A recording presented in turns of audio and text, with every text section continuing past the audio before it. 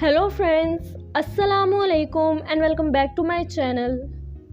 दोस्तों, ज़मीन के साउथ पोल में वाक़या दुनिया का सबसे वीरान और मुकम्मल तौर पर बर्फ़ के ग्लेशियर से ढका हुआ एक अलग बड़े आज़म अंटार्कटिका है, जहां का टेम्परेचर -90 डिग्री सेल्सियस तक पहुंच जाता है। इस कदर शदीद सर्द मौसम और रास्ते की गैर मौजूदगी की वजह से ये इंसानों की आमद के लिए दुनिया की सबसे मुश्किल जगह है। अंटार्कटिका एक जजीरा भी है और एक मुल्क भी है।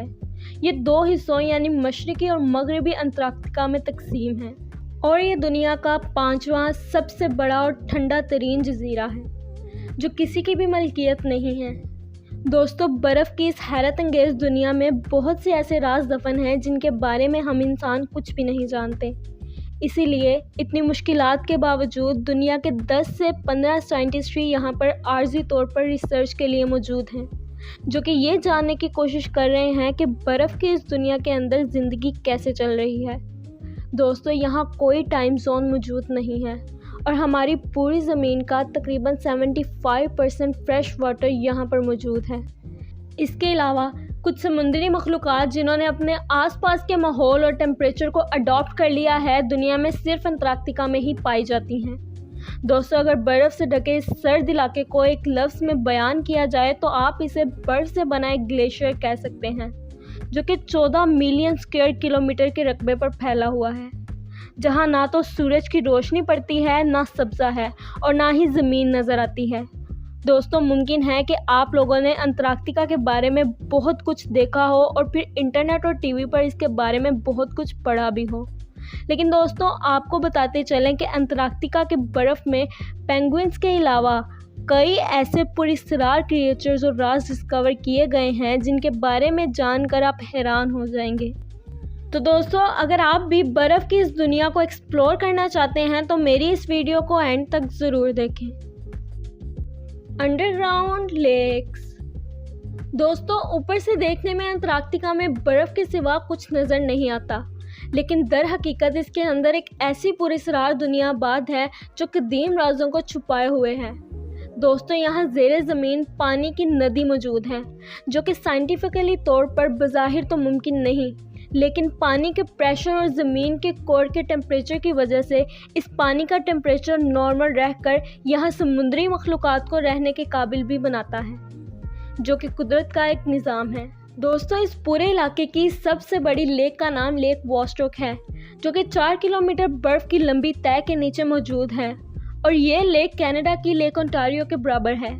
दोस्तों, यहाँ ज़ेरे ज़मीन ऐसी नायाब मछलियाँ, बैक्टीरिया और पुरस्कार मखलूक़ात मौजूद हैं जो दुनिया में कहीं भी मौजूद नहीं हैं, और इसकी वजह यही है कि यहाँ पे मौजूद मखलूक़ात ने अपने आसपास की टेम्परेचर को अडॉप्ट करने के बाद यहाँ पर रहना सीख लिया है।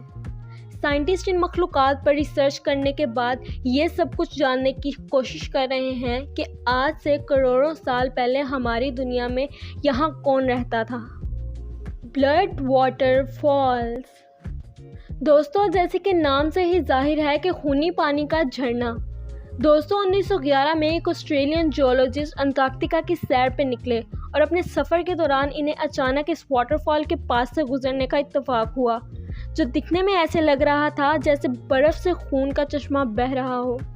दोस्तों, शुरू में साइंटिस्ट का ख्याल था कि शायद ये यहाँ पर पाई जाने वाली सुर्ख रंग की मछलियों की बदौलत हो रहा है, मगर मज़ीद तहकीक से पता चला कि ऐसा दरअसल इस पानी में मौजूद आयरन ऑक्साइड की बहुत ज़्यादा मिकदार की वजह से है।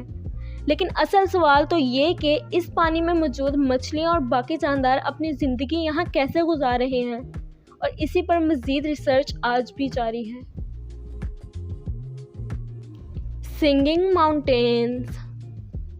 दोस्तों, अंटार्कटिका के बुलंदोबाला ग्लेशियर्स के ऊपर से अगर तेज़ हवा चल रही हो या हवा का प्रेशर बहुत तेज़ हो तो वाइब्रेशन रिकॉर्ड करने वाली डिवाइसेस अजीबोगरीब आवाज़ें रिकॉर्ड करती है, और ये आवाज़ें जगह और मौसमी हालात के मुताबिक बदलती रहती हैं, क्योंकि कहीं ये आवाज़ें ऐसे मालूम होती हैं जैसे कोई औरत रो रही हो और कहीं हड्डियों के टूटने जैसी।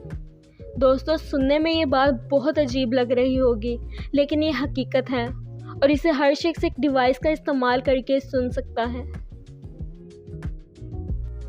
Hidden mountain. दोस्तों, अंटार्कटिका जैसे इलाके में बर्फ़ के नीचे किसी पहाड़ का दरियाफ्त होना कोई बड़ी बात नहीं है, लेकिन जब यह माउंटेन रेंज यूरोप के एल्प पहाड़ी सिलसिले के बराबर हो तो ये यकीनन एक बहुत बड़ी डिस्कवरी है। दोस्तों, 1950 में बर्फ़ की मोटी तह के नीचे गम्बॉर्स्टव माउंटेन रेंज दरियाफ्त हुई, जो कि 2700 मीटर ऊंची और 1200 किलोमीटर लंबी है।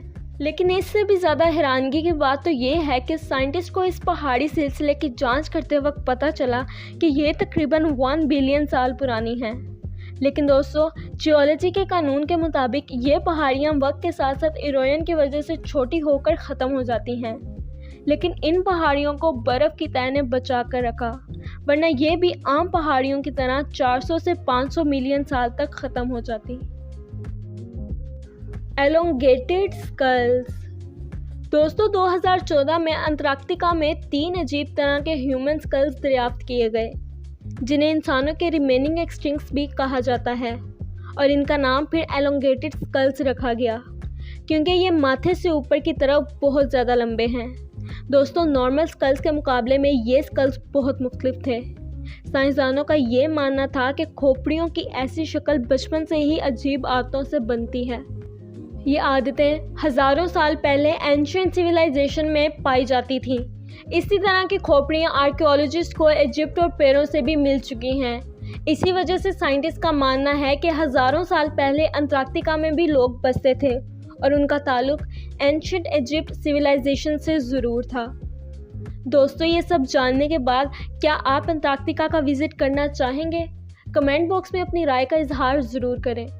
तो दोस्तों, ये थी मेरी आज की वीडियो। अगर आपको मेरी आज की ये वीडियो पसंद आई हो तो मेरी वीडियो को लाइक करें, मेरे चैनल को सब्सक्राइब करें।